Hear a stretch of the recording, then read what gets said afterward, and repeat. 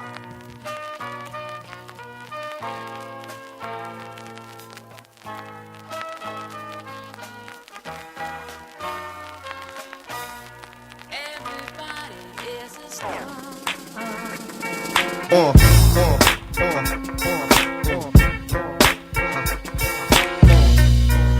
guys, welcome to Tanked Up, the weekly video game playing, craft beer drinking podcast. Yay!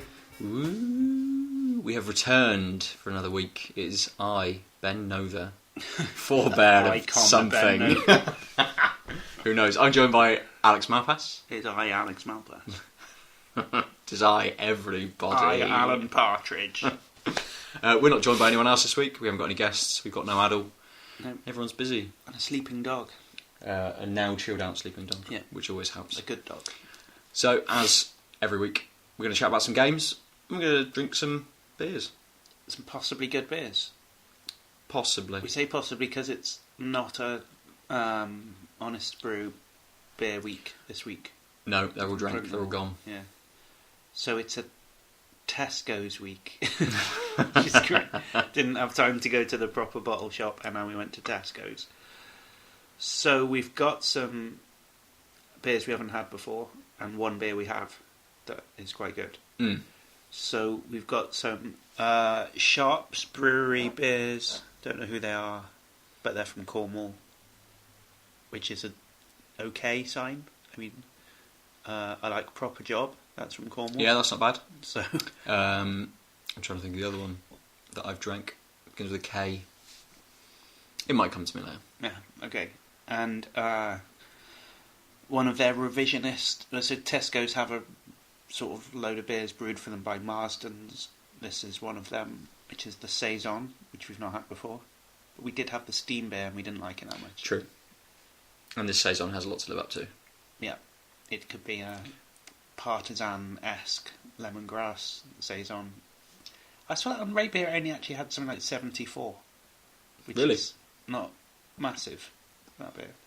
Because we've enjoyed it more than the average person rating beers. Yeah, well, we don't know that much about Saisons. I mean, True. we had low expectations for it.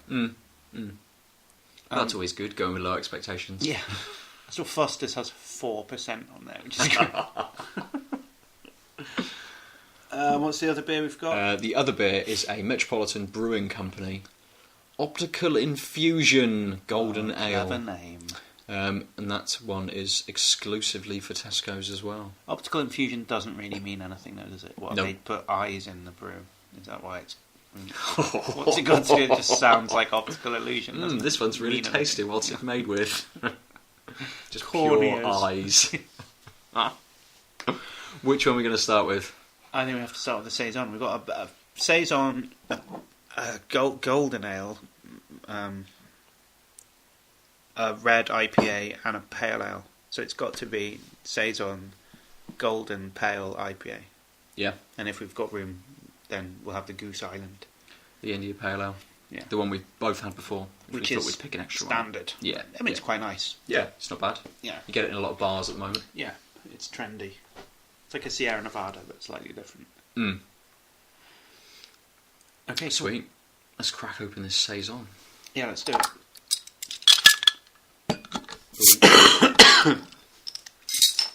It is in a massive bottle.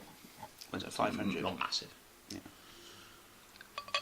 So, this does have a lot to live up to. But I'm being hopeful. Sweet, sweet hope. My dreams might be dashed against the rocks. Cornish rocks. Of dishope. And not hope. Ooh, it's very light. It's quite light. It's kind of ambery. It looks like a lager. Yeah, it does. It It's just as heady as a lager as well, isn't it? smells a bit weird. It smells quite sweet. I don't know whether that's just the fizz of the carbonation as well, going up my nose. It does. It smells. Yeah, it smells kind of orangey. Yeah, a little bit.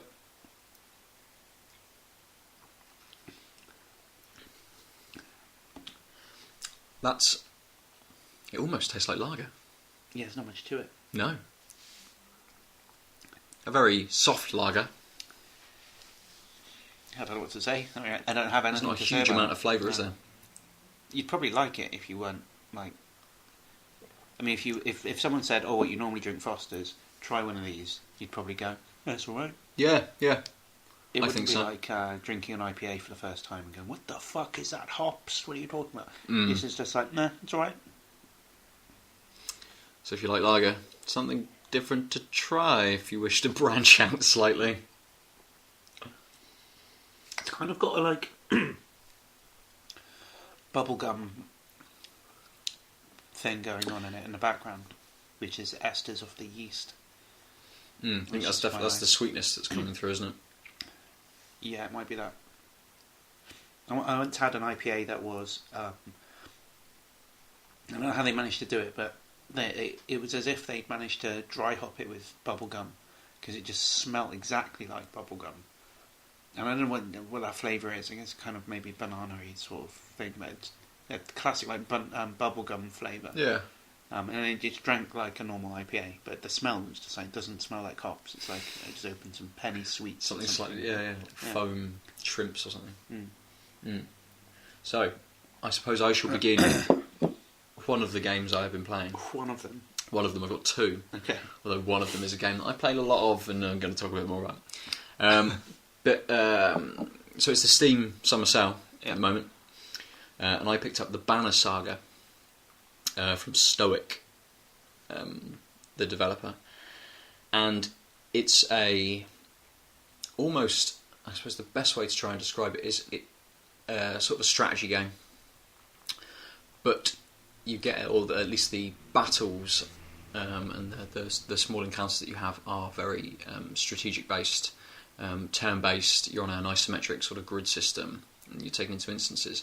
But the story runs through almost like a book, and almost like a choose-your-own-adventure sort of book. So, as I understand, the story is always the same, but you get key points within that story where you make certain decisions. So what's the setting? Is it what? It's a sort of like a Viking, Norse type setting. You have humans and giants that inhabit the world. Both live in, they coexist as such. So you might get some human settlements with a couple of giants in, or some giants. And at the moment, I've experienced two different stories. So one is a caravan of giants going back to their capital, taking the humans. Caravan of giants. Yeah, so they're on the sort of the march back to their a convoy. Their capital, a convoy. Yeah. And the other story is a few humans fleeing their village from this like ancient enemy, which is called the Dredge, which suddenly appeared, and they're then travelling to another walled town to try and get away from them, because these things just come in and destroy everything and kill everybody. So I've almost got two different sort of convoys. Moving, that's how the story is told. You move between different towns. There's different things that happen within the towns. You get a lot of decision making. So a lot of the dialogue is told through nice animated sort of story scenes. So it will just be a nice coloured drawing of one of these giants, and he'll be chatting, and then it will switch to another image of one of the humans when they're chatting and things, and it switches between them, and they're slightly animated so that you can tell that the wind's blowing in the background, because the toggles on their tops might move, or their hair flows very slightly, which is nicely done because it's all text dialogue, so it's not spoken for most of it. So you're constantly pulled towards the text, so the screens that those texts are on don't need to be massively interactive, they don't need to be really heavily animated. So is it better that you have to read through? I quite like it when someone reads it out loud as well. I think if someone was reading it out loud, I wouldn't quite be as invested in it. So I'm getting into the story because it is almost like reading a book, more so than having a story told to you. And I think if they were just using spoken dialogue, and you had a narrator or something, which you do have some parts which are narrated as your view is on the screen when something is happening. So they've got almost a balance between it being a story which you read, you get into, you then make decisions based on what's going on in that story. So one of the early decisions, you come along to a town, and you basically stop off there for a couple of days. You move on to go back to this walled city, and a couple of people approach you from the town saying, "We want to come with you. We know the dredger. You said that these guys are coming. We want to leave. We've got a load of the villagers that want to come with us." And then the village elder turns up and says, "No, we don't. We're not going anywhere. You guys are. You're talking shit, basically. We don't believe you. We're going to stay here. You all need to stay to work the fields, and otherwise we'll all die of starvation." And it's up to you. You get something like 5 different decisions. One of which is I'm staying out of this. Decide it between yourselves. One of which was side with one group, side with the other group, and another couple of options which explored more of the story. And basically, the decision that I made took me into a battle between myself, the people I'd chosen, and against the other. So you chose to take the group out of the village. So I basically said to these guys, "You can come if you want to come with us. You can come with us." And I'm sat there thinking to myself, "Well, obviously that's the correct decision, because these things are coming, but you're going to stay here and die. So there's a possibility that if I pick this option, this elder might have turned around and said, 'Okay, yeah, I understand. You're really good at putting your point across. Let's all come with you.'" Yeah. Which didn't happen, and it turned into a battle. And as I said, the battles are on an isometric sort of tile-based system. They're turn-based, so each character on that takes a turn, and you've got a group of up to 6 people, which you can move around the battlefield. One of the nice things about the battle system is the difference between giants and humans. So giants take up 4 squares, and humans only take up 1. So it means that giants can be encountered from any side by 2 people. So they could be actually attacked by 8 humans, whereas the humans can only be attacked by 4, and things like that. So it gives you various different tactical sort of paths to take in each of these encounters, and whether you take a giant with you, whether you take 4 humans and 2 giants, and you can mix and match. And a lot of these characters have different classes as well. So some of them will be ranged fighters, some of them are melee fighters. So what are the people? Is it Dredge? Yeah, I think the enemy's called the Dredge. So have you encountered them yet? Yeah, they turned up quite early on, but in very small. So I only had to fight one of them. And because my characters were quite low level, it seemed like this thing was pretty tough. And what sort of entity was it? So it's I had one. So they're almost like a suit of armour with a dark presence to them, I suppose. So like a Nazgul? Almost, but they're sort of more... Yeah, a Nazgul armoured, yeah, sort of. Yeah. They're much more almost machine-like. Okay. So they've almost got sort of big torsos and tiny little legs and giant helmets. Some of them carry shields, and they've got various classes in them as well. One of the encounters I've had was between with a group of these dredge, and some of them as well are 4 tiles large, so they're the same size as giants, and some of them are a bit smaller and sort of more human size. So you're not always fighting the same type of enemy as well, which brings another good point into it: who you match up. Whether you send all of your humans against one of these larger guys to surround them and get more attacks against them, whether you send one of your giants in who maybe does a little bit more damage, but you're not getting anywhere near as many attacks on them, and it's really sort of dynamic in the way that it works as well. So it's a nice battle system, and as I said, I feel like I'm getting invested within the story because it's quite nicely written. I have to say there are a few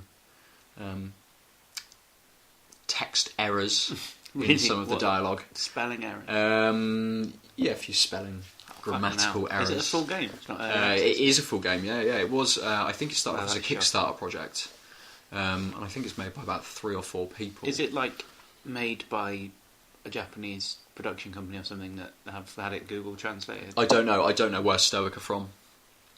So I don't know whether it's... The name would suggest that they're Greek, but I'm assuming that they're not. The setting would suggest that maybe they're sort of when you first started describing it to me, it was like thinking, it sounds like a Homeric epic or something, where you've got these giants, Cyclopses, and you're sort of they're trying to get home or whatever. Is that what it's... I mean, so your character isn't from... what are you doing? You're just bumming around? So at the moment...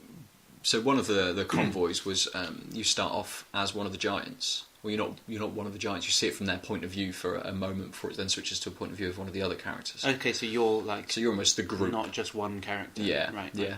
But they're on an epic journey to go somewhere. So the first one that I was just a tax collector going around all of the towns levying the tax to take back to the king, and then he meets up with this other caravan, who are a group of other giants escorting the prince of one of the other lands, so a human prince, to the capital to pay respects to the king, because the giant's prince had done the same. They were coming back from the human settlement to do that as such, and it sort of changes throughout. So the dialogue's quite good at pulling you into different situations. So there's almost 3 different stages of the game. So you've either got a screen where the caravan is moving, so you're on your journey. Various things happen, so you might stop suddenly and you get a thing of dialogue where some guy in the camp has got drunk, and you have to decide what to do with him. And just for example, I basically made him apologise to everyone for being drunk, and later on he got drunk again. Whereas what a prick. In the previous encounter, I could have sent him away or beaten the shit out of him, and then it would have changed that next instance. He may not have been there for that to happen. So it's quite dynamic, I think. I've not played it massively yet, so I don't know. I don't feel that I've made any big decisions yet, which may have a lasting impact. I know we started talking again, as we have done previously, about sort of moral choices in games, but this one almost seems like I'm making the decision. You're not pulled in any way, and there seems not, at the moment, there doesn't seem to be much benefit in picking any of these decisions. The decisions you've described so far haven't seemed like they're obviously moral. Okay. I mean, maybe that's what moral choices are like, is that they're not often obvious which one's the right one and the wrong one, but when you're choosing how to respond to the situation that some guys want to join you, but the elder of the village says they shouldn't. I mean, you said it's really obvious that they should come and join, but I mean, it didn't seem to me that it was. I mean, you're assuming that the Dredge are definitely going to destroy more of a everyone. Perspective, sort of. Yeah, I from reading the story and seeing the scenes previously, that's the expectation that I had, that the Dredge would turn up and kill everybody. So they should come with us as such. Because I was thinking about how there were genuine,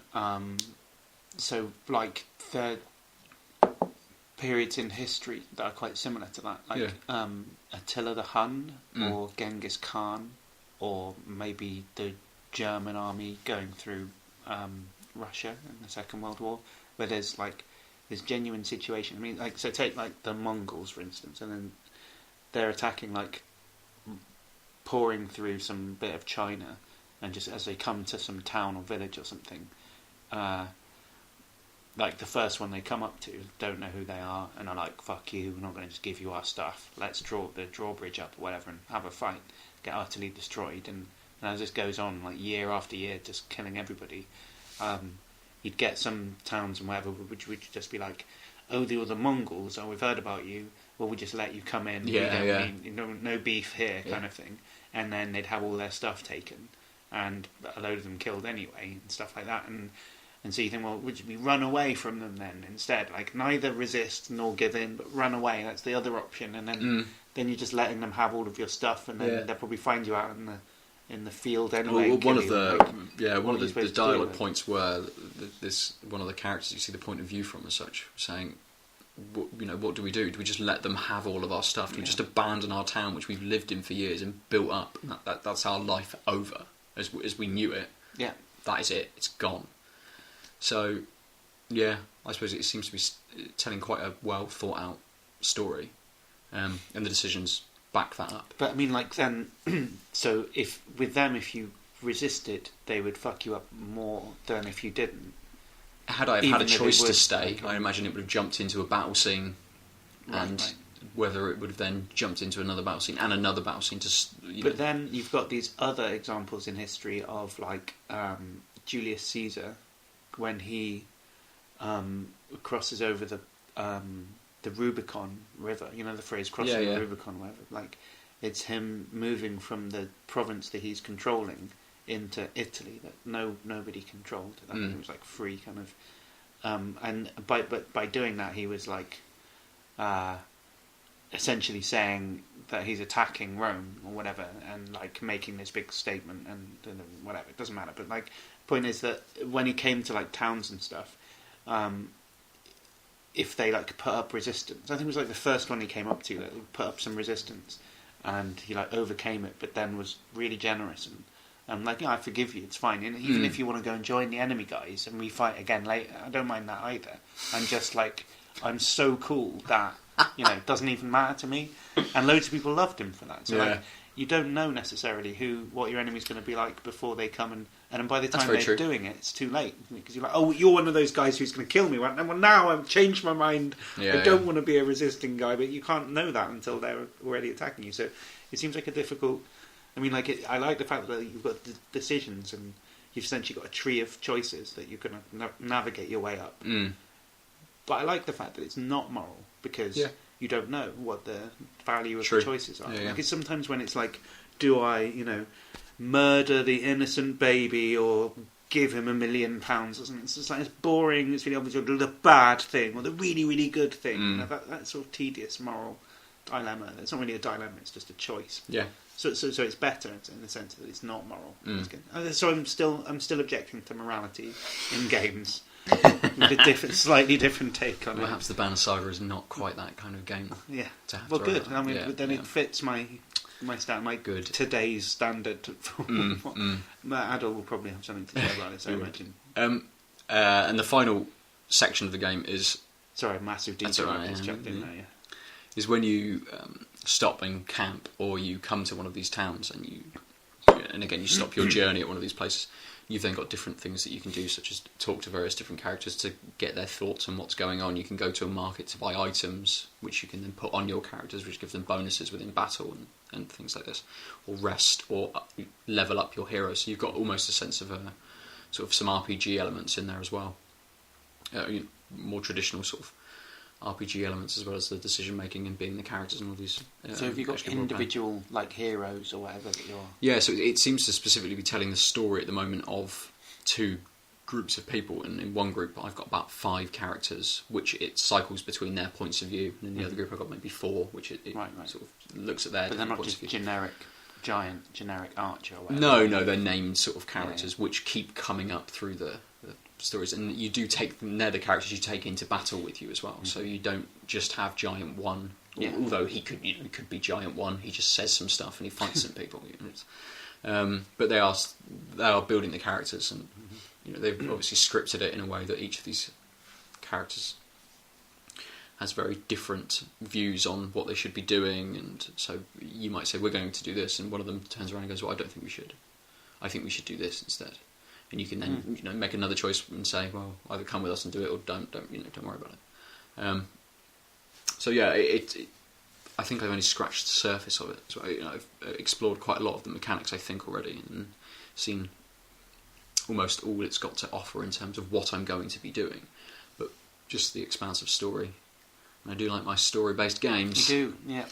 So how much was this game? This was in the Steam Summer Sale for £3.50. Nice. So what was that? I think down from maybe 15 quid. Yeah, fine. And it's been out for a while. I think it came out possibly very early last year. So, I mean, there's lots of games on the Steam sale at the moment, which are absolute fucking steals. Yeah, right. So yeah, it's good. One that I shall play if I don't go back to The Witcher 3, if I don't go back to Pillars of Eternity, and all of these other story-based giant RPGs that I got to play. So if you had to give it an arbitrary number out of 10, just for the sake of it, I think it'd be quite high. I think I'd be looking towards the. I think I'd be looking towards the 8s. 8, really? But the text sort of and a few mistakes in the text dragged it down a little bit. So 7.8. So possibly 7, 7.5 maybe. 7.5. Okay, fair enough. I don't know. I've never really given anything a score before, so it's difficult to put it against. Arbitrarily introduce a score. I'm enjoying it. Okay, I'll say that. Yeah. And at £3.50, that was absurd. And if you're listening to this on the day or a few days after we release it, it may come back up at the end of the Steam Summer Sale to be able to be purchased again for £3.50. It's like the price of a pint. Yeah, if you're in London. Yeah, the price of a shitty half pint in London. Gutted. Right, should we drink another beer? Yeah. So what? A golden ale. Yeah, I think so. Yeah. The Metropolitan Brewing Company, who I've never heard of before. No, I haven't either. It doesn't sound like a real brewery. It sounds like it sounds like it's registered in the Cayman Islands just for tax purposes or something. Just for Tesco's. Yes, we're the Metropolitan Brewing Company. That's a genuine company, not just a PO box. Well, which metropolitan area are you in? Well, all of them. Every single one. I'm Metropolitan. Metropolitan. Just not in China. Tesco's have failed. I heard that they make most of their money on the Asian market. Do they? Yeah. Right. So this looks exactly the same colour as the Saison. Yeah. Yeah. Beer. Actually, no, it's slightly paler, I would say. That's very floral. Yeah, it is, yeah. Yeah. Not quite nowhere near as carbonated. It smells more alcoholic, actually. It kind of almost smells like, it's got like a notes of sherry in the background. Yeah, it has. It's got that in the taste as well. Or something. Oh yeah, that's quite pronounced. I quite like that though. It's really smooth. It is very smooth, yeah. It's quite alcoholic, almost. Yeah. What's the ABV on that? 5.5. So it's actually not that alcoholic. No, but it really tastes like it is, which is bizarre. I don't know why that is. It tastes boozy, definitely. I feel like it's as a fizzy sherry. it does have in it blended whiskey. Ah, right, that must be what so that'll be what it is. Right, that makes sense now, yeah. It's not bad. It's a bit nicer like than this, the Saison. Yeah. Although I got to say the Saison went down a lot better towards the end. I was like, yeah, maybe it's just the flavour building. It did go down better, but it didn't improve massively, I don't think. But I'm trying to be fair to it. Yeah. I mean, like, I was a bit like, oh, this is boring. And then after a couple of, like, about halfway through the shared, like, beer that we had then, I was like, yes, it's better than it was. Mm. So I think it's kind of like two types of beer.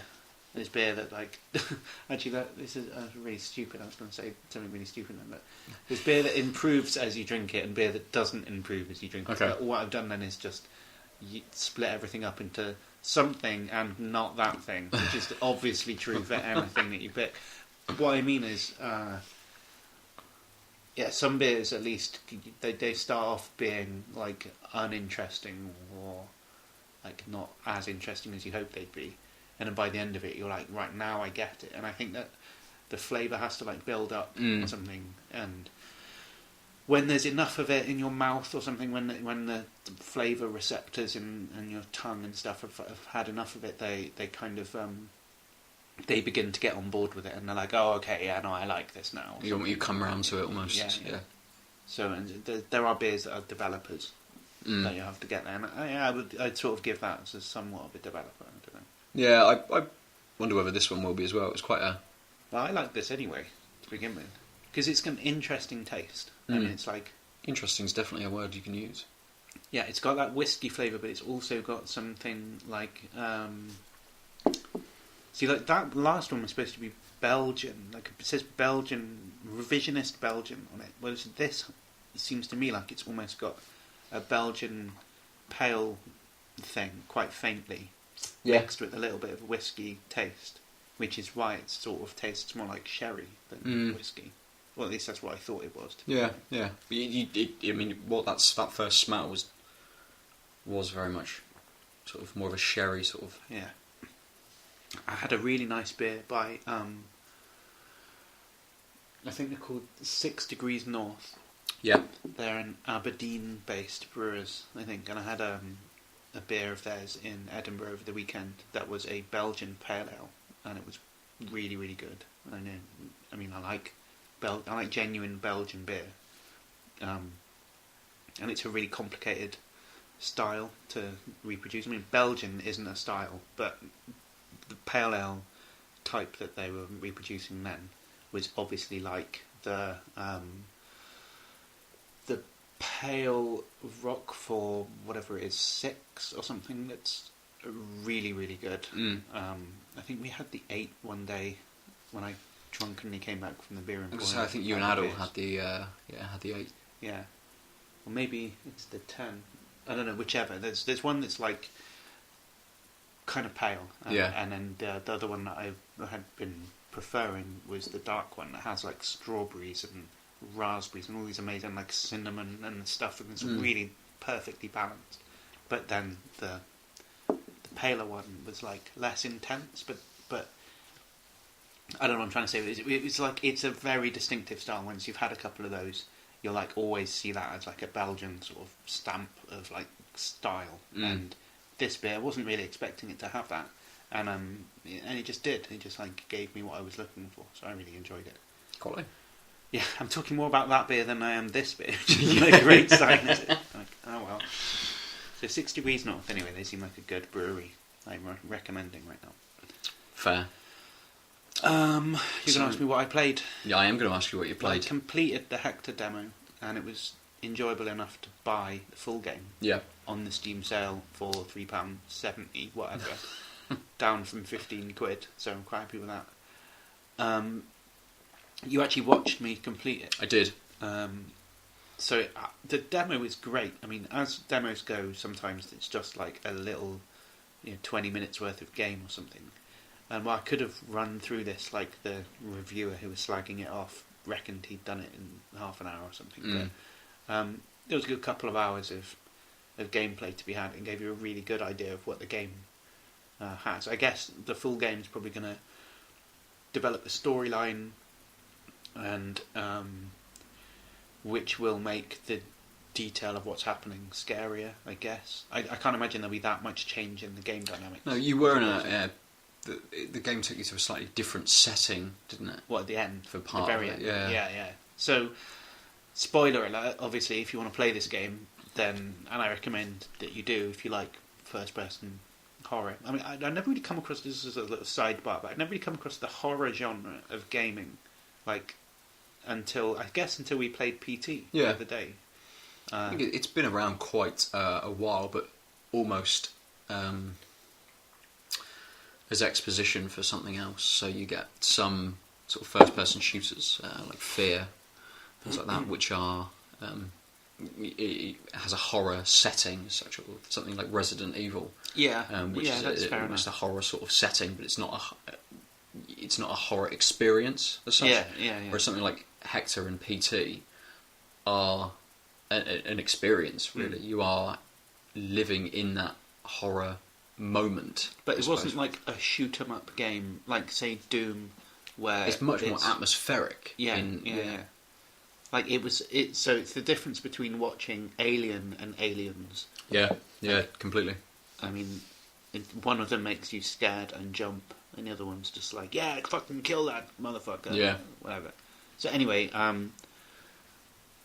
so what was I saying about how the ending of Hektor was different? It's a different setting. So okay, spoiler alert. Yeah.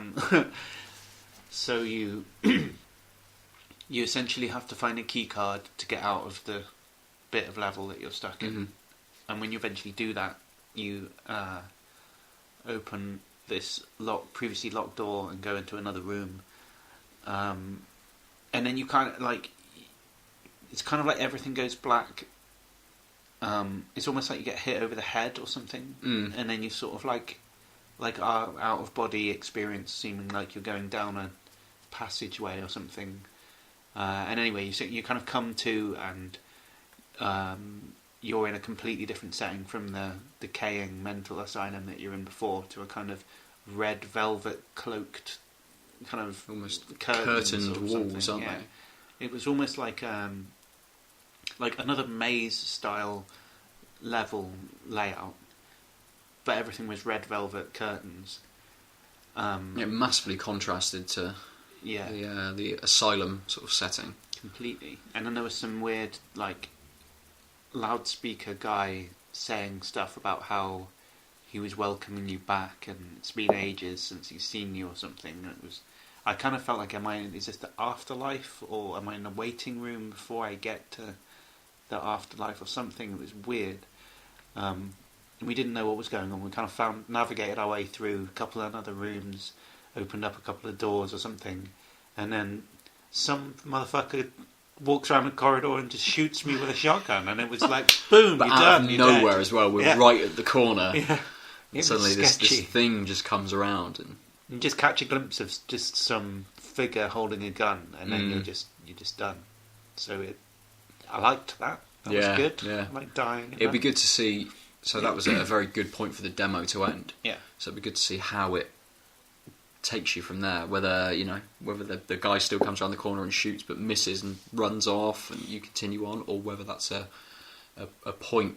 So previously, you had points where this beast would come out of would come down a corridor towards you or something. Yeah. We're not really sure how that's triggered. Whether you spent too long in a room, whether you backtracked too much. No, that's not true. Okay. There was one point where you can die in the demo. Yeah. And there's one room you can go in, and if you go left, it comes and kills you. And if you don't go left and go right instead, then you just avoid it. Ah, right. Okay. So it's not randomly triggered, and you don't have to die there if you don't want to. Mm. So I did get to the bottom of that, because twice it killed me, and then the third time I was like on a plane or on a tram or something playing it, and I was like, heartbeat was racing. It was stupid because like I'd seen it already. I knew what it's the same as what was going to happen before, but I knew it was going to happen, and so I was like, I don't want to die. I'm just not going to go there. I'm just going to see what happens in the rest of the room. And then I was like, a door, a corridor. In fact, I keep going down it and see what happens, and then blah blah. And I just was like, 5 minutes later, I was like, I didn't die there. I avoided him. So you don't have to die. Mm. So that was cool. So maybe it's sort of in the same sort of instance. We'd explored all of the possibilities of corridors as we were moving through the newer section to then come up for the demo to end. And it's possible that if we'd just gone straight there, in the demo it may still have happened anyway, because that's how they ended the demo. Oh, sorry, were you talking about the guy at the end who killed me? No. So I was talking about the beast that came out. Yeah. But going back to the guy at the end of the demo, whether that is a similar sort of thing. So maybe you don't take a left and go back on a loop around yourself, or whether... Maybe. Although, because it ended the demo.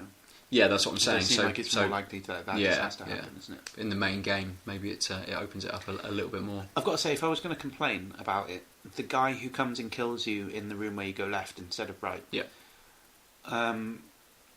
was kind of like, it was a bit shit when you... because like, first time I saw it, I was like, ah! And like, actually running away as fast as I could. But the second time, I like sort of stepped backwards, and it seemed to get stuck on a bit of the furniture in the room, like this table or whatever. It couldn't get around it, so I could just stand there and look at it. Fooled by furniture. Yeah, which is not great. I mean, it's a demo, so fair enough. But like, it's not great if, like, entities in games can't like navigate realistically around objects and just get stuck because they're going in a straight line in a pixel that prevents them from moving forward. So it just that lack of realism is annoying. But it meant I got a good look at what the character looked like, and he had like tentacles and like weird. And I was kind of just thinking like, it's scarier when you can't see exactly what it is that's fucking you up. Like, the more detail you can get to see, the more you're like, no. And I suppose a lot of that first level in the Asylum is based on your vision being so limited that the darkness isn't your friend. Yes, exactly. And then so when you saw stuff, like what was really good in PT that was also used in this was like flickering lighting. Yeah. So in like, if there's like 3 flickers on this fluorescent light bulb, it's just in the middle one. You get in, so it's like nothing, and then picture of weird woman standing there looking sketchy, then blackness, and then another flicker and she's not there again. Like, that's sketchy. And then that happened a couple of times in sort of things like that in PT, where there's a bit in particular where you open a door, and it's always sketchy opening the doors in that game. It just looks creepy. Yeah. And then, there was this woman like sitting on a box or something, and then disappeared when the light flicked back on.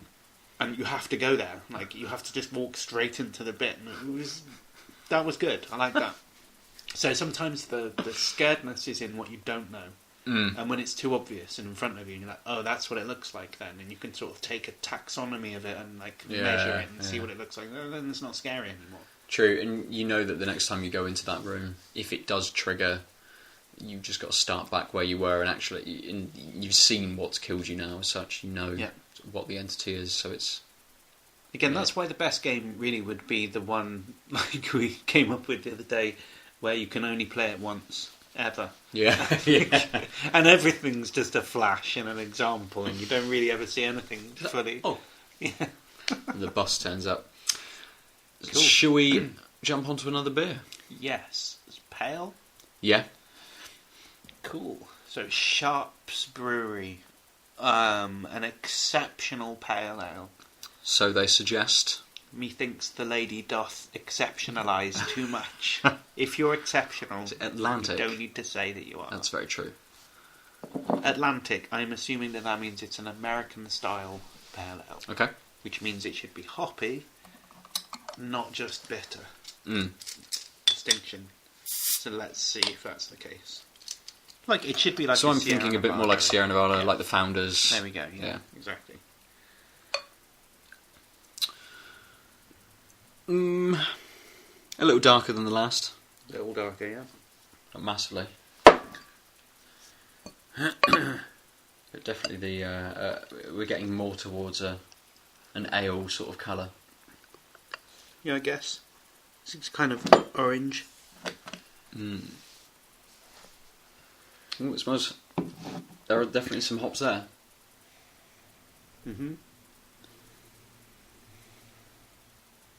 Silence. That's what you smell. These are the ones that they're strange. The beers that we buy from Tesco are the ones that we scrutinise the most. Yeah, well, fuck Tesco. We get our honest brew box. It's just like, this beer must be great. This beer must be great. This beer must be great. No, we don't say every beer is great from them. Not every beer's been great. I've got a feeling it's going to be boring. Is it boring? I haven't tasted it yet. Yeah. Yeah, it's boring, is it? I'm going to say the smell, it's like, yes, there is hops, but I think I'm still smelling the Optical Infusion as much as anything. Possibly. It should have had a new It wasn't very hoppy, the Optical Infusion. But there's not much to that. Yeah, there's not much to that. It's alright. Yeah, it's alright. It just tastes like a bit... It's like if you go to one of those pubs where it's a free house, but you've never heard of anything, and it's somewhere in England you've never been to before, let's say. It's not going to be England, actually, but let's just say some part of the UK that you've never been to before, but specifically in England, you'll get this type of, like, it's quite nice, the pint that I've got, but I don't want another one. I'm going to try something else, because why would I want another one of these? That's kind of what I think with this. There's nothing wrong with it, but it's like a 5, maybe a 6. Yeah, I mean, it almost reminds me more of something like Courage Best, or a beer like that. A little bit more lively, not quite as flat as something like that, but just there's not much flavour there at all. I mean, it's all hops. What you're getting, I'm not getting anything else but no. But it's not hops that I can readily identify as US hops anyway. So it's not those big C hops like your Citras or your Cascades or whatever that you can readily go, yeah, I know what I'm tasting here. There's not much citrus going on in this. No, not at all. We might find that we get further into it and we pick it up because the whiskey is ruining our palate. That's true. If I'd known that was whiskey infused, I think I'd have probably put it later on in the beer. Yeah. I'm assuming that the red IPA actually is going to be IPA and not like Green King IPA, which is just piss in a bottle. It pretends to be an IPA, actually isn't. Right. Shall I discuss a game that everyone has already heard me discuss before, but a slightly different part of it? We could do. We've got a topic. We have got a topic. Well, fuck it. You've obviously got something you want to say. So it's only going to be quick, and it is about The Witcher. But strangely, just jump on the bandwagon of every fucking games podcaster in the world right now. I've been playing the card game in The Witcher. So Joe mentioned it last week that he'd been playing some of the card game within The Witcher, and I hadn't really touched it. But I played a little bit over the weekend because there's a few quests for you to journey around and play various people at this card game. So it's not just poker or something? No, it's a card game where you have various cards which have different values, and you lay your cards up and add up their values at the end to get a score. Whoever gets the highest score wins. So not regular cards? No. And it's based on 3. So these different cards also have different attributes as well. And you've got several different kinds of cards, but the character cards are either melee, ranged, or siege. Okay. So you can have a melee card, which is a fighter for one of the armies, a ranged card, which is an archer, or one of the characters within the game, who are normally much higher value than the other cards, which is a sorceress or an archer or something, which is arranged, and then catapults and siege weapons and things. And there's an element of being able to play weather cards. If you play a weather card, it has an effect on melee fighters and reduces all of their values completely, and they're only worth 1. So that can completely turn a battle, and if someone's playing lots of... Was it only melee that get affected by weather? No, so you've got 3 different types of weather, one which affects each of the different classes of card. So you can wait right to the end to be able to play your... I think it's called like Biting Frost, which stops all of the melee characters having their values. So yeah, if a person you're playing has a lot of melee characters or a lot of siege characters, their deck is stacked very towards one type of card. Well, the ranged one is like some kind of wind or something. Ranged is fog. Fog, yeah. Okay. And siege is rain. And then there's another card called Sunny Day or Clear or something, and basically just clears all of the weather completely. So you can like counter that effect as well, almost. So how does rain stop a catapult? Or wooden? I don't know. Yeah, because wood doesn't Flaming work in the rain, I suppose. I don't know. Maybe it's too muddy to move them, perhaps. Fair. I'll buy that. Yeah, there we go. Possibly. But yeah, these quests have basically taken me all over the map to play various different people. And these are all the notable NPCs, or some of them are. So you're playing some of the characters that you've already encountered within the game. One of which is an ex-spy master who's now in one of the towns, plying his trade as almost a leader of a band of thieves and information people within this town. He deals within information and underhanded sort of things. And it's like, you get this quest and it just says, go and play them at cards. And you turn back up and you've got all of these different dialogue choices that you can pick, which you've already explored previously before. Then just play Gwent, which is what the game is called. And he's like, yeah, play. Like, shall we play? Yeah, let's play. Then you get into it and you play the game. For money? With some of the characters, you can play some of the other characters within the game, not the notable NPCs. So you can play blacksmiths and shopkeepers and various different people. And that's for money. But normally with the NPCs, they give you one of their best cards from their deck. I've lost a few games, and I don't ever seem to have given any of my cards away. Yet I seem to have gained cards from these NPCs once I've beaten them. So it's not really fair in that respect. It's more of an aside to the main game. I suppose it's thrown in to slow it down for you a little bit. If you don't want to be constantly running around fighting things or going through heavy story elements and CG sort of. So if you win a game, you get a card from the person who lost the game, which you can then put into your deck. And there's 4 different types of decks as well, representing 4. So you've got a monsters deck, a Nilfgaardian deck, which is one of the armies, a Redanian deck, which is the other army, and I think they're called Scoia'tael, which are almost elves and dwarves. I don't know whether that's a region that those people have come from or what that is. What's the difference? Is that a racial classification? Dwarf and elf and human and whatever? Is that supposed to be? Are they different species? I suppose they must be different species. Can they not? Did they evolve from each other? I mean, they may have evolved from each other, but to the point where they now can't interbreed with each other. Then they're a different species. What's a dwarf and a human sort of breed together? You get like a 3/4.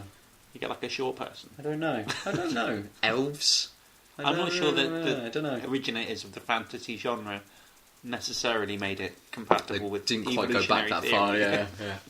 I don't know. Who knows? I mean, whilst we're on the topic, magic. What's that? That's not physically justifiable. But anyway, that's certainly not the point. But yeah, I mean, I suppose I played it a little bit, and when I saw the Banner Saga, I picked that up because I wanted a bit of a change of pace to what I'd been doing in The Witcher. I wanted something else, just rather than riding my horse around killing stuff, which is cool, which I am going to go back to, which I'm still going to. Cool.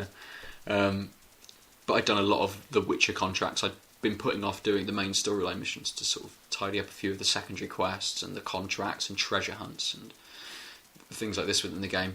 I think it was one of the weekend evenings. I'm just thinking, I just feel like doing something else. And the other game that I've been playing, which is Guacamelee, is Guacamelee is a great name for a game. Yeah. Which is the platformer I spoke about a couple of weeks ago. That's another frantic, sort of fast-paced brawler.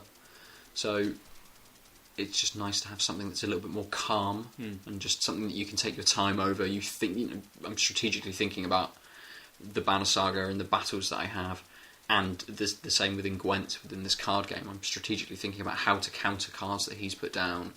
It's not massively in depth. It did take me a little while to get my head around.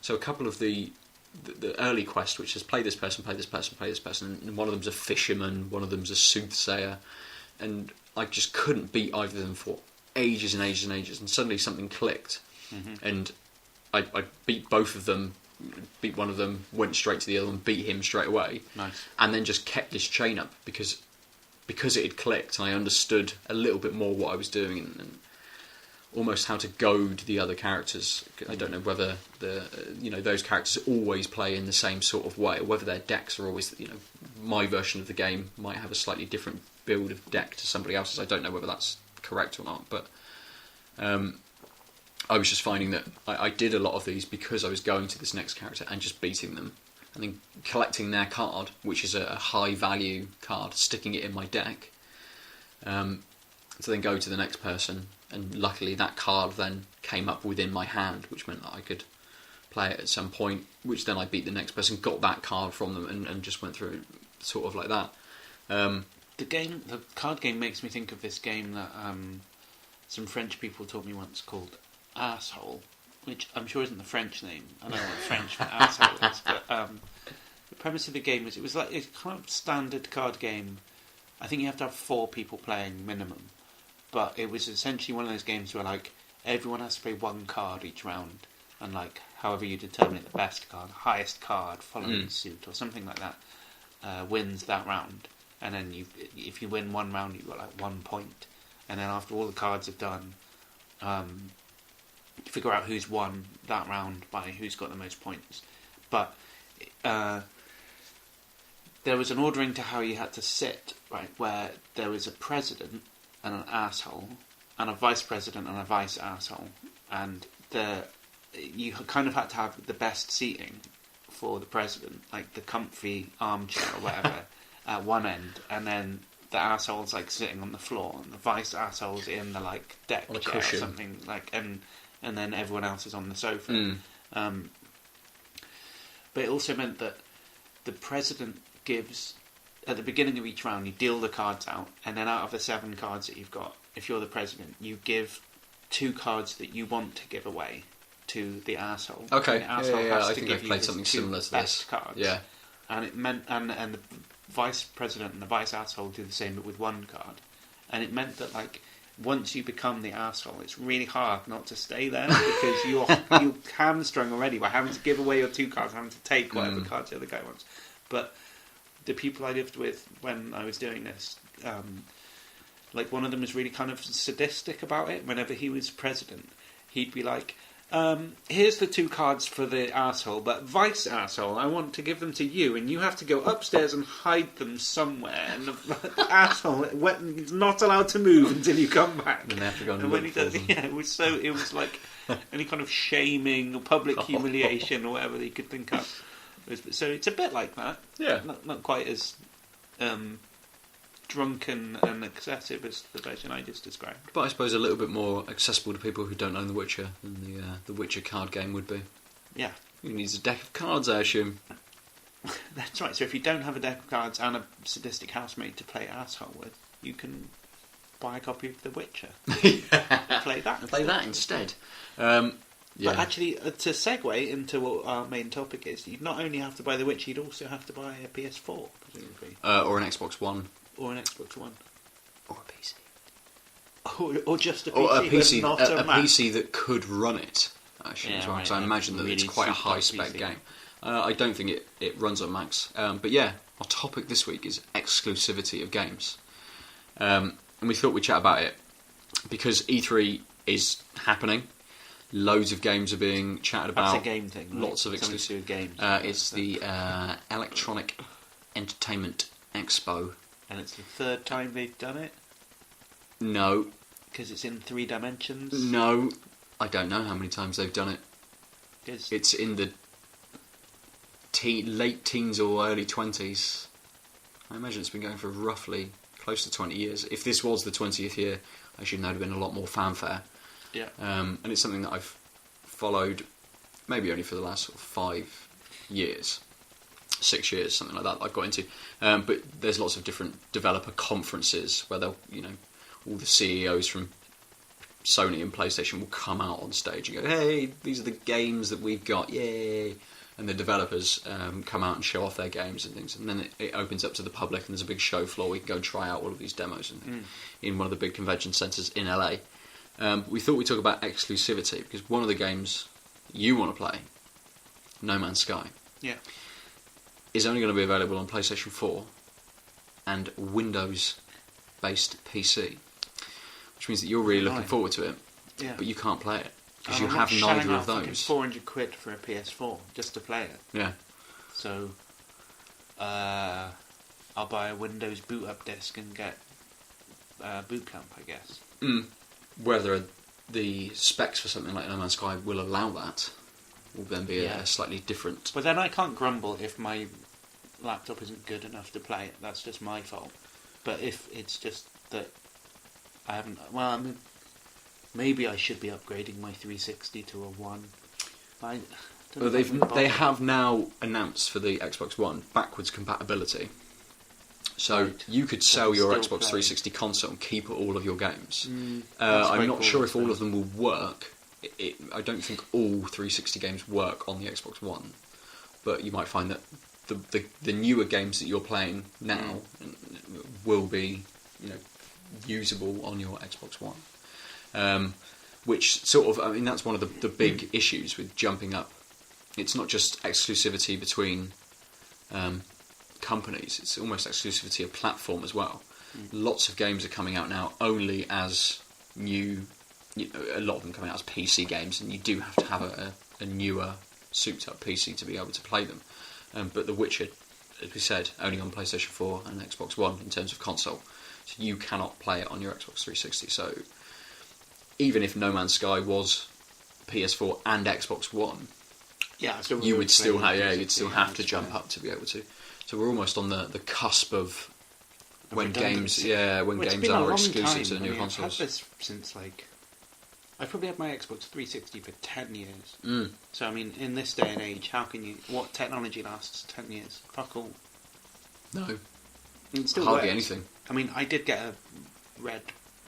What is it called? The Red Ring of Death. Ring of Death. That sounded wrong. I was going to say Red Ring of Death, but it just sounded wrong. But yeah, I had that at some point, and Xbox repaired it for free. Oh, quality. So that was cool. And it's just outside the warranty, but they were like, don't worry about it. And randomly at the time, I went to a different barber's, which is always for women, it's, I think, a different scenario or something. Yeah, exactly. For men, I mean, it's different in the cost, for one thing. If it's more than £10, I'm thinking, what the fuck how are you charging that? But for a woman, if it's less than £35, it doesn't seem like they're good enough or whatever. You want to pay more because that's how I know I'm getting a good haircut. But I went to a new guy, and the weird thing about it is you have to have new barber conversation where you don't really know what he's about. He doesn't know what you're about, but you know, unless you've got the balls to just sit there and not say anything for half an hour. And I don't, frankly. I have to say something. I have to make some kind of conversation. Anyway, this guy turned out that he'd bought himself a second Xbox merely so that when his first one inevitably gave him the red ring of death, he could send it off to Xbox, spend the 2 weeks or whatever that he was waiting for it to come back, but not be deprived of games in that time. No, I've got 2 Xboxes, mate. Yeah, that's why, just so that I can always play games, even if one of them breaks. I was like, yeah, cool guy. You're a cool guy. I'm never coming back here ever again. You're obviously making too much money from hairdressing to have to worry about anything else. Anyway, if you're listening, you know who you are. You work in a hairdresser's in Clifton, a male-only hairdresser's in Clifton, and I'm never going back there. This conversation happened in something like 2008, 2009. You know who you are. There's no excuse. Maybe he's no longer a barber. Well, he must still play games, I imagine. Therefore, listens to Hektor. So, the game that I really want to play... On a different note... To rein it back in, is Rise of the Tomb Raider. Rise of the Tomb Raider? So, Tomb Raider was rebooted maybe 2 years ago now. I never felt Tomb Raider. It's No? just always been a meh. Like, I played the first few games which came out on the original PlayStation and enjoyed them. Played a few of the other games that came out on PS2 and PS3's Tomb Raider Anniversary and a couple of the updated versions. But they rebooted the franchise a couple of years ago. Came out on PS3, which I had at the time. Mm-hmm. Really enjoyed the game. There are a few parts about it which could have been tightened up a little bit. But it seems from Rise of the Tomb Raider, which is the sequel, so within the same sort of franchise setting, I suppose, along the same sort of story arc as a direct sequel, is an Xbox One exclusive. I don't have an Xbox One. I won't be able to play it. Or it's an Xbox One timed exclusive, so it may come out on PlayStation 4 at some other point. It might come out on PC, but games like that I'd rather play. I don't know why it's my preference, but I'd rather play them on my console, chase those trophies. Yeah. But I'm not going to be able to, possibly for a while, whether it's a year, 18 months, 6 months, something like that, depending on if it does come out. I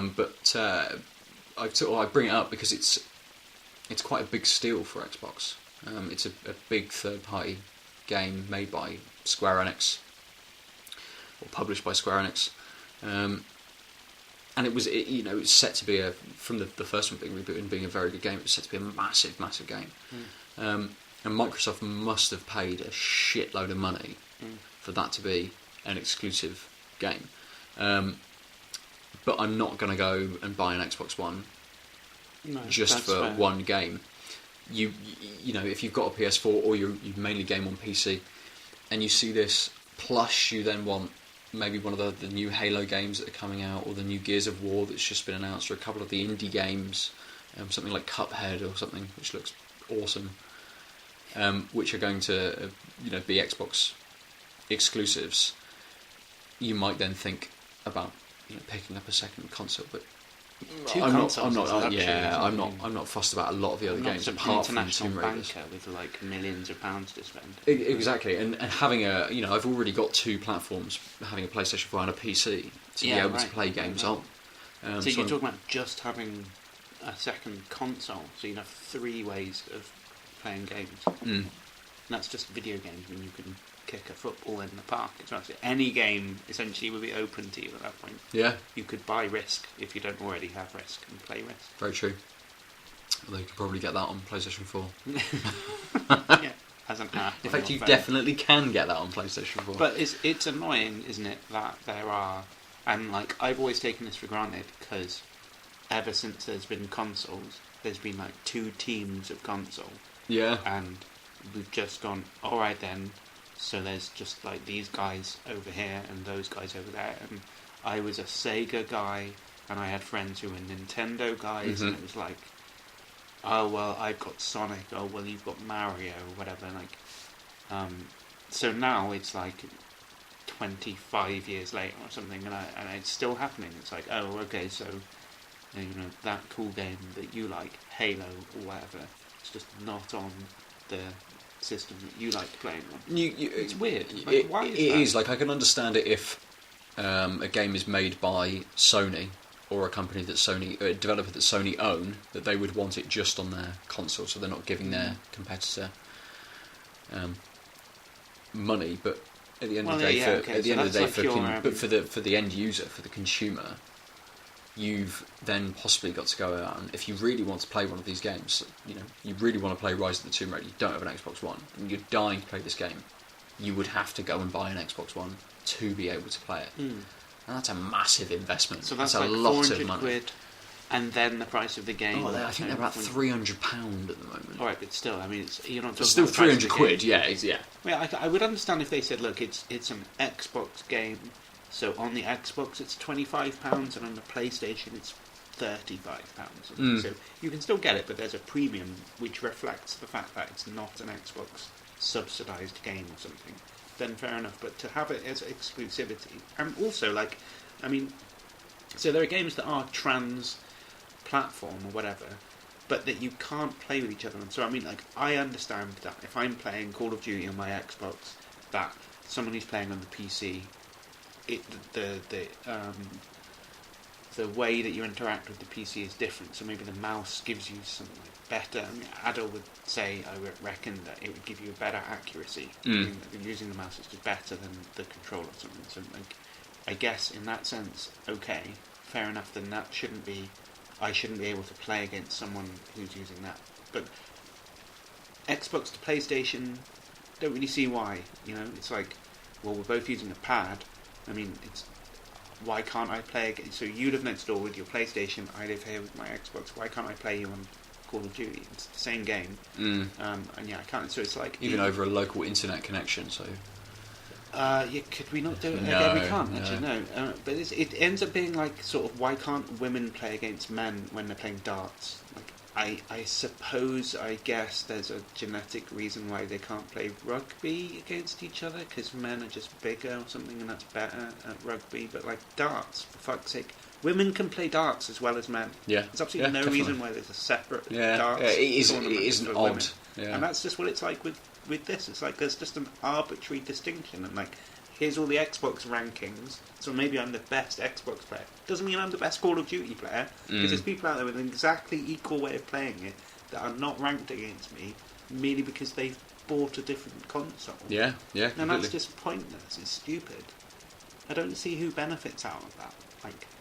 Even the console. The only people that benefit out of that are the executives of the company that have paid They only benefit in the very weird way that they're playing some kind of arms race, hoping to outgun the other company and become a monopoly. Yeah, hopefully. And PlayStation must think, hopefully, if their game plan worked, Xbox would be out of the picture. And every time Xbox signs some exclusive deal with Tomb Raider, the PlayStation people are thinking, oh damn, now our ultimate goal is further away from us, of excluding them from the market. And that, so we're just sort of participating in this mutually destructive dance that they're playing with each other. It's pointless. Get over it, guys. Even different film companies. Sure, there's I don't know. Name a film company. Universal. Yeah, right. And then some other one some other guys. Paramount. But they both make them on CDs or DVDs. You can watch them. You don't have to buy a separate DVD player for your Paramount films. Then you're and that'd be stupid, especially if your DVD player costs 300 quid. You're like, well, I want to see the new Die Hard film. I'm not spending 300 quid on a Paramount DVD player because I've only got the Universal one or whatever. That would be lame. Yeah. And yet in the games industry, because we've all grown up with it being like that, we're just okay. It's just the way it is. It's stupid. Yeah. And you've got, I suppose it's almost that you've got these two sort of comparable consoles. So, PlayStation 3 and 360 were very comparable in how they worked. PS4 and Xbox One, again, very comparable in their specs and how they work. Yeah. And then you've almost got Nintendo off at the side, who only sort of make exclusive games for themselves, which almost, they're almost an entity into themselves in terms of not being in the market almost. They were we're not even going to try and keep up with the arms race. We're not going to have better graphics. We're not going to have And I imagine that if people do have a second console in their home, it's probably a Wii or a Wii U. It's one of the sort of the lower priced, lower specs. Well, you know you're going to get sort of more of the exclusive games, the Zeldas and the Marios and things like that. And they don't sort of figure into this, as we say, sort of console arms race at all. No. But it does bring me They're on like to... the South America of the who cares? I don't know, some shit. They're just out there, they're doing some stuff and stuff. So it does bring me on to one final point about exclusivity, which we'll talk about after we've started drinking this. Wolf Rock. Wolf Rock, alright. The exceptional redder. If this isn't actually exceptional, then I'm going to be... Just weep. I probably won't really care that much, but... You'll tune in to hear a man weeping into his glass. Yeah. Is it red? It is. Yes, it's quite red. It is quite red. Well, it's not red, but it's like... It's a brownie... A brown, yeah, that's as red as beer gets. A brownie red. Yeah, brownie red. I was going to compare it to something then, but I don't think that was too appropriate. Really? Okay, well, don't... Yeah. quite a lot of head on it. It might have been the way I poured it, of course. Yeah. Well, it smells nicer than any of the other ones. That's definitely the best. Yeah. Most flavoured smell that we've had. As we were talking about beers getting better, the Atlantic the Pale Ale didn't really get better the more it sort of went through. But yeah, it was alright. It just was what it was. This is... There is some flavour.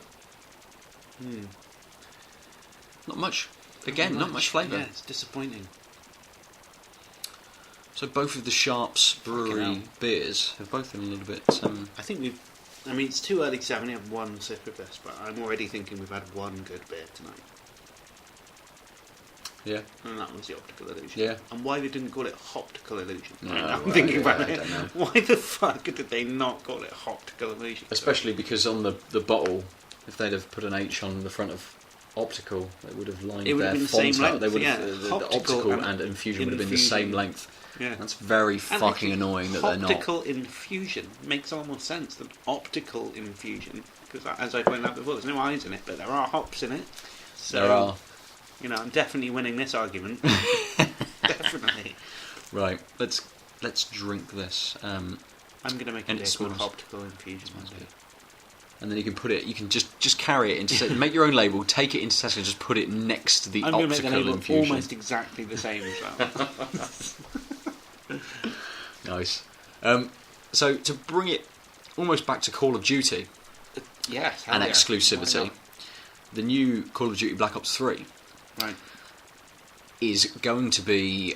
It's going to release the same time on PlayStation 4 and Xbox One. Which is released the same day. Actually, right? They normally release earlier on Xbox. I think they both release it on the same day, but they may release slightly earlier. But normally Xbox get all of the map packs earlier. They get any of the extra DLC earlier, and these are considerable time lengths earlier as well. A month, 2 months. Yeah. Difference between sort of when. Although not that conveys any advantage, because as I was saying, it's not like you can cross-platform or cross-console play. No, very true. But if you that would be annoying. But say if you do have both consoles, you've got a PS4 and you've got an Xbox 360 and an Xbox One. If you know that you can pick up this stuff and you really like Call of Duty, you're going to play all of the maps. You're going to buy all of that. You're going to buy it on Xbox One because you know that you can get that stuff before you can get it on PlayStation 4. And then it does convey an advantage over you because does. you know the maps already. That's true. But if you so what's happened with Black Ops 3 is that Activision have jumped ship from Microsoft to Sony. Mm-hmm. So with Black Ops 3, Sony are going to get, and the PlayStation are going to get all of the map packs earlier. So it's than the Xbox. same release date, but just DLC. Yeah, I think so. I think it comes out on the same day. But and it might be that now the PlayStation 3 version has got out of the box additional content to be able to, whether it's just a gun or a different, a couple of extra maps or something like that. But they've sort of. They've obviously paid Activision more money than Microsoft were willing to pay, or they came in at the end and did a different sort of... I don't know how it works in terms of how you bid for these sort of things, but it seems that Sony are almost one step ahead.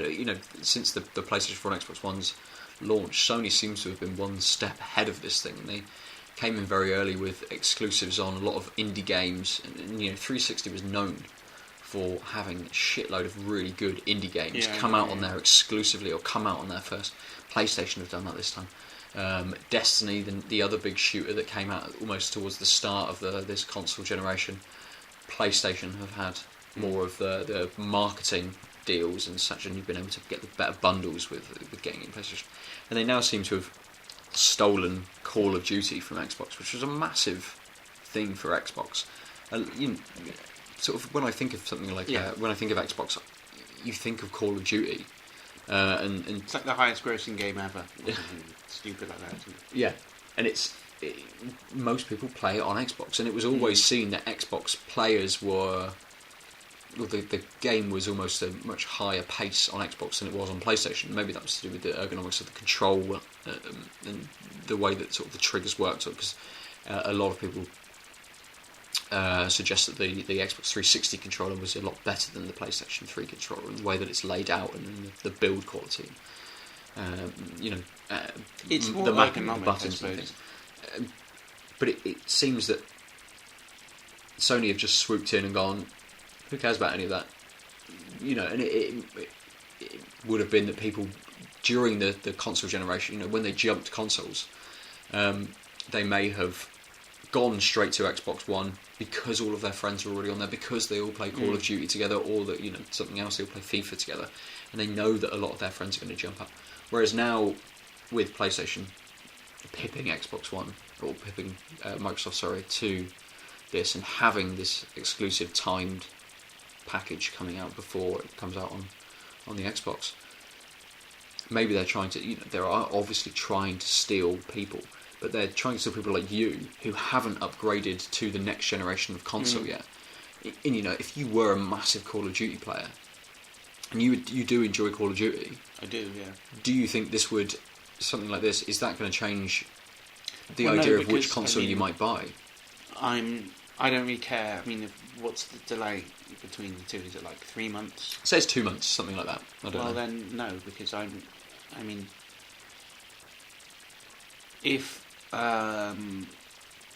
32, right? I'm not like 16.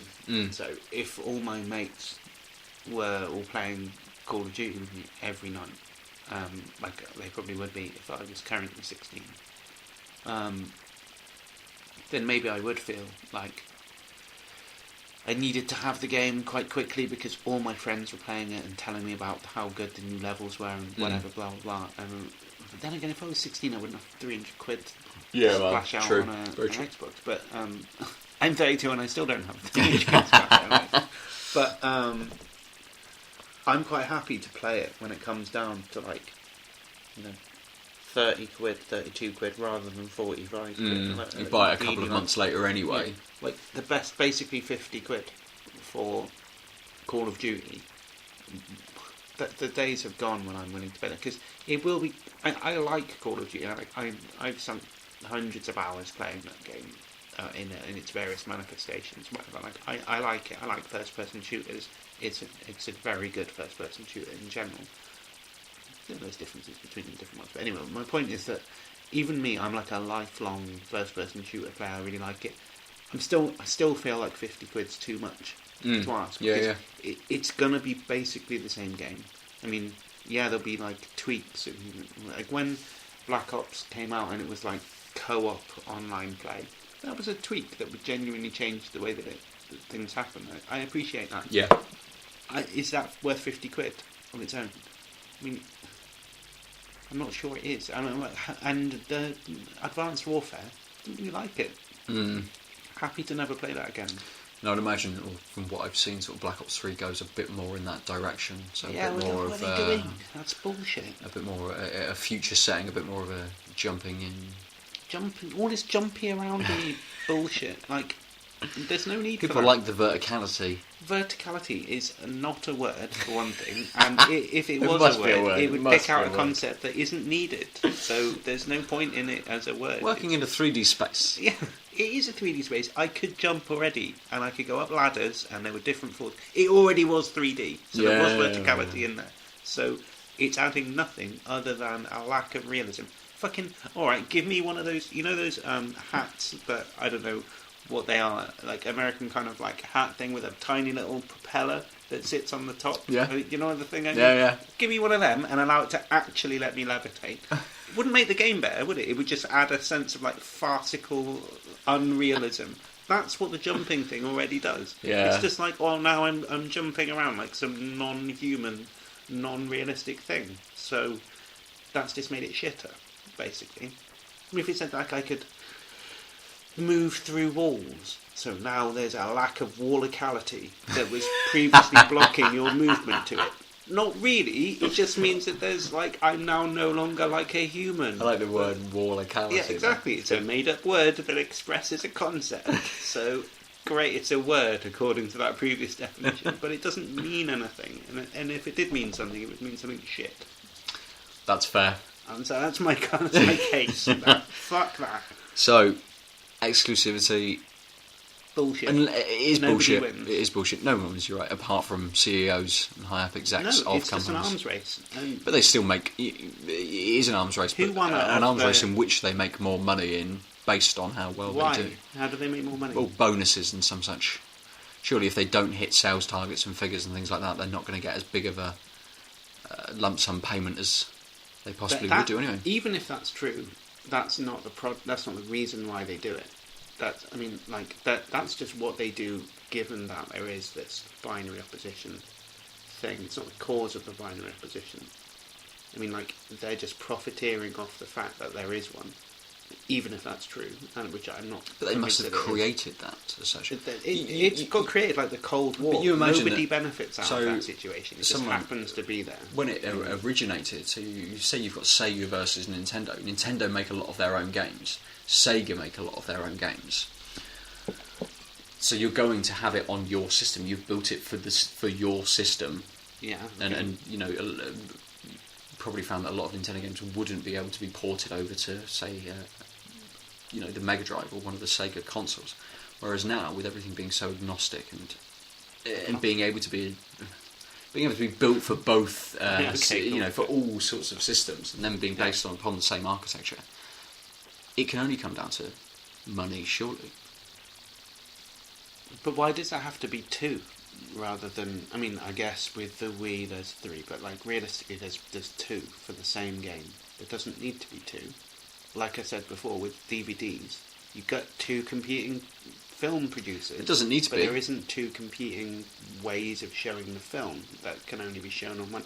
It's just a weird artifact of the games industry that there has, like, an ecosystem that just weirdly, by pure chance, grows in a certain way, so that, like, you know, there's only spiders and scorpions in this cave that you stumble upon that's not had anyone go in it for millions of years. You just that's just randomly how the games industry evolved.